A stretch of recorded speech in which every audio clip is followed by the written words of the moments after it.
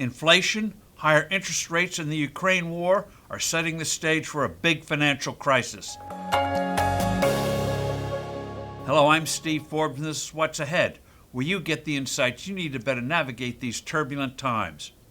A storm is brewing that'll be global in nature and could wreak immense damage economically and politically.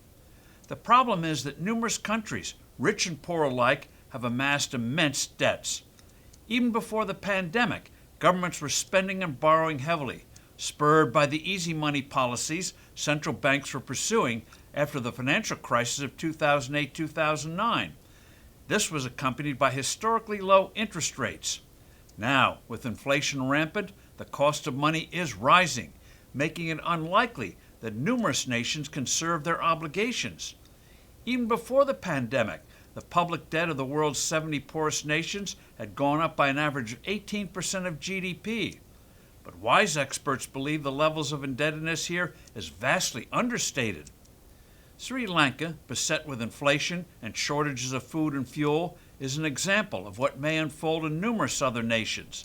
Riots are rampant. The new prime minister, in office 2 months, is resigning after rioters burned down his official residence. But the binge borrowing of poor countries was paralleled by middle and high income countries. More than a decade ago, the European Central Bank, the ECB, undertook a massive buying of bonds of European countries in the mistaken belief that a default by a troubled country such as Greece or Italy would destroy the euro. But countries largely avoided the structural changes, tax cuts, easing stifling regulations, and tackling bloated budgets needed to get their economies on a sound path of free market growth. Japan's debt today is proportionately more than twice that of the U.S.'s. The Bank of Japan is still sticking with its virtual zero interest rate policy, which is entailing a scale of money printing that will likely send the already wobbly yen into a tailspin.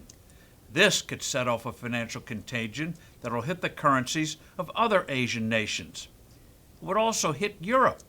Can the ECB continue to buy massive amounts of bonds of Italy, the continent's third largest economy, and those of other troubled countries while simultaneously fighting inflation? Incredibly, it seems ready to try. The U.S. economy is slowing, which will be a drag on the rest of the world.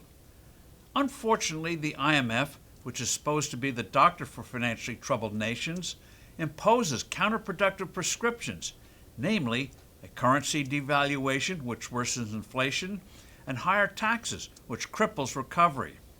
Almost nowhere are there leaders who grasp that stable money and low tax rates are fundamental for fast recoveries.